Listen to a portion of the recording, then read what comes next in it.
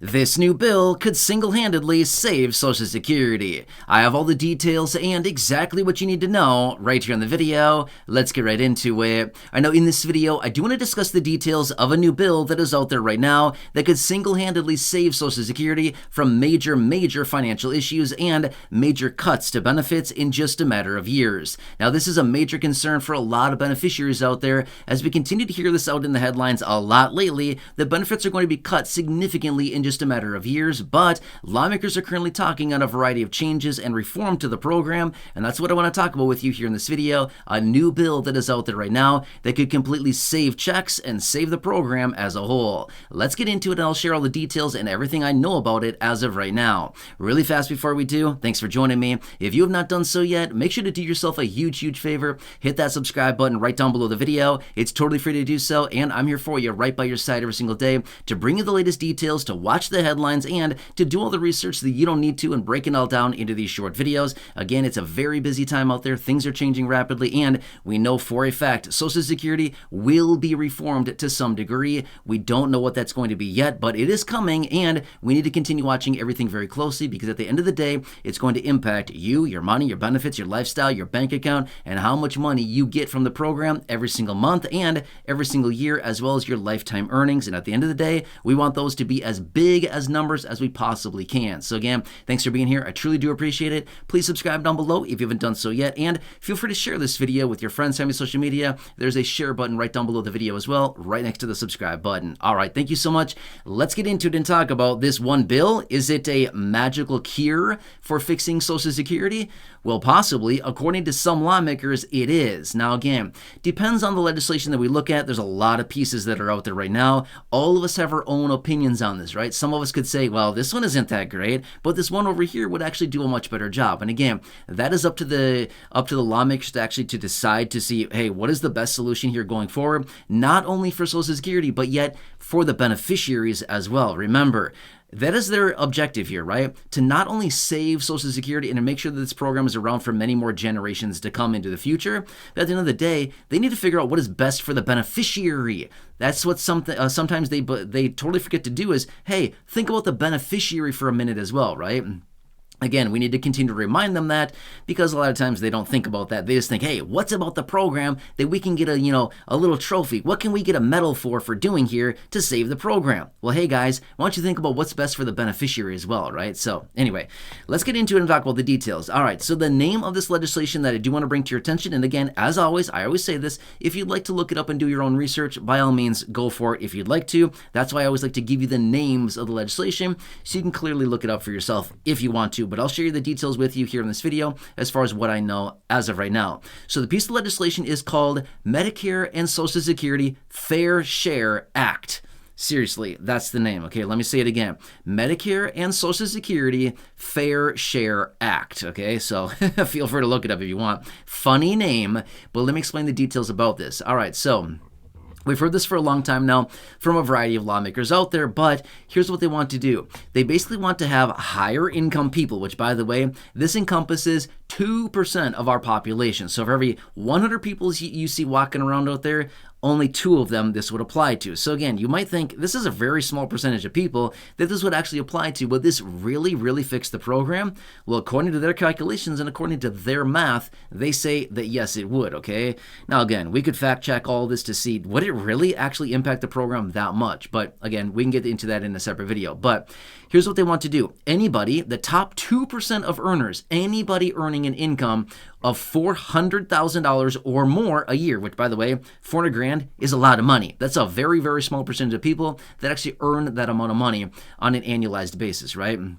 But anyway, they basically want to do anybody earning 400 grand or more a year, 2% of the population, to, like they said in the name of the bill here, pay their fair share. Remember the name of the bill, Medicare and Social Security Fair Share Act. Basically want them to pay more into the system, which would ultimately have insolvency, or basically solvency for Social Security indefinitely, as well as push out solvency for Medicare by 20 years. Now remember this much as well. A lot of times we don't think about this, but Medicare is set to go insolvent in about 3 years.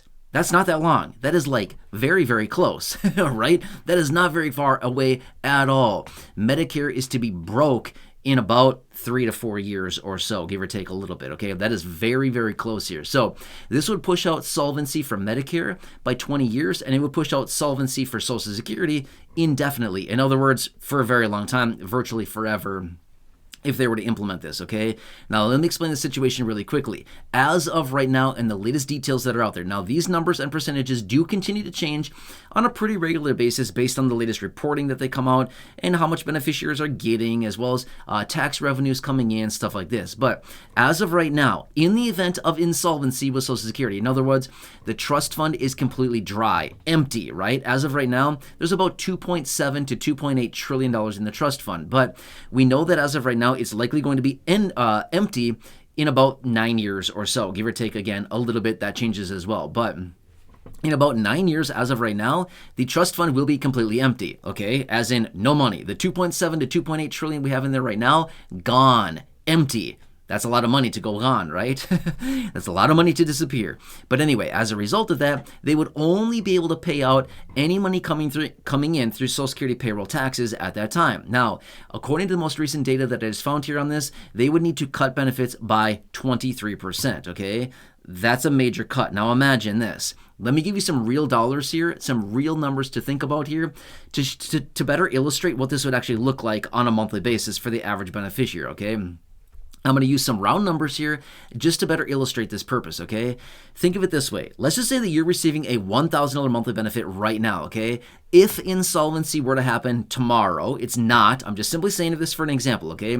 If insolvency came tomorrow and they could only pay out 77% of benefits, this means your monthly benefit would go from $1,000 a month down to $770 a month, a reduction of $230 instantly. Whack. There goes $230 out of your income every single month. That would be a very, very bad situation, okay? Right now, we've been begging, we've been pleading, we've been asking, we've been doing anything we possibly can to get their attention to approve a $200 per month raise. And now they're talking about this 23% cut. And in this example right here, that'd be $230 a month less. Ouch. That'd be bad, bad news for a lot of people, right? Well, no wonder why they're trying to find a solution to make sure that Social Security remains solvent for many more decades into the future. And this is the latest bill that's out there right now. Again, Medicare and Social Security Fair Share Act. Feel free to look it up if you'd like, but it would mostly focus on higher income people. 2% of the population, $400,000 a year or more of income is who would be expected to pay a lot more in Social Security payroll taxes and things like that, okay? So interesting, but this is the one that's out there right now, okay? So this is what I want to bring to your attention really quickly, and I will continue to watch this very closely. I imagine we're going to see a lot more about this one, and we're also going to see a lot more about the Social Security Expansion Act. That's the one that contains the $200 per month raise.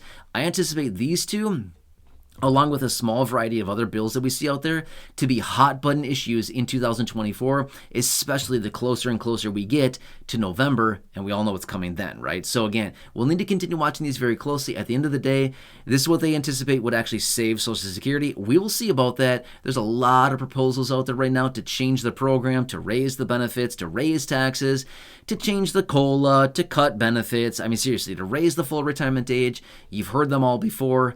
We've seen them. There's tons of proposals out there right now. And again, why I say this is because we need to continue watching all of them. We have no idea what they're finally going to decide on as far as changing Social Security. We just know this much. For a fact, the program is changing. We know that. For a fact, it will be changing. What are they going to do to it? We don't know. That's the scary part. We don't know yet, right?